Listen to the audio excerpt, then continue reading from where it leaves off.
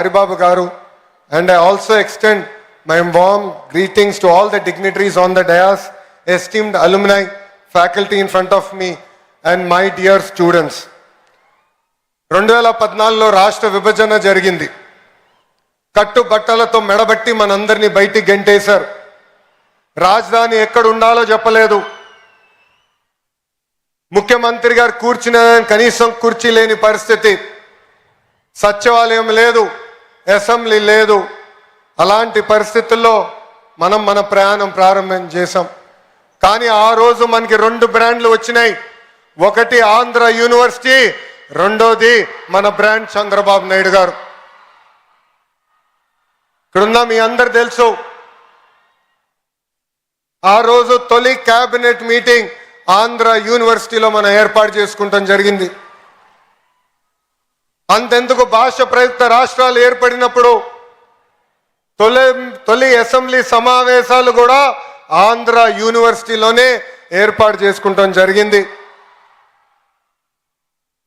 Andhra university ఒక పేరు మాత్రమే కాదు, 100 ఏళ్ల చరిత్ర.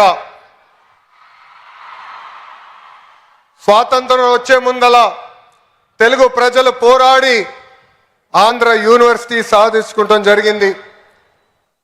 మన యూనివర్సిటీ అనేక రికార్డులు సాధిస్తాం జరిగింది.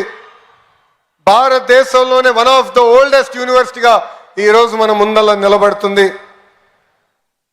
భాష ప్రయుక్త రాష్ట్రాల కోసం మనం ఆనాడు పోరాడితే ఆంధ్ర రాష్ట్రం ఏర్పడింది.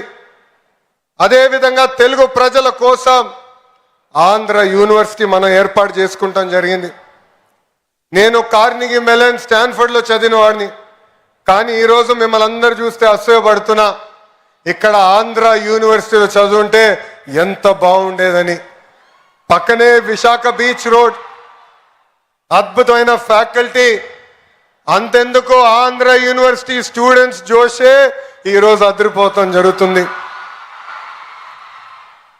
మీ జోష్ చూసిన తర్వాత మీకోసం ఇంకా కష్టపడాలి, పని చేయాలి.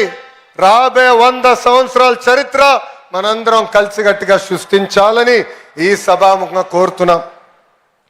డాక్టర్ బిఆర్ అంబేద్కర్ గారు once said, cultivation of minds should be the ultimate aim of human excellence.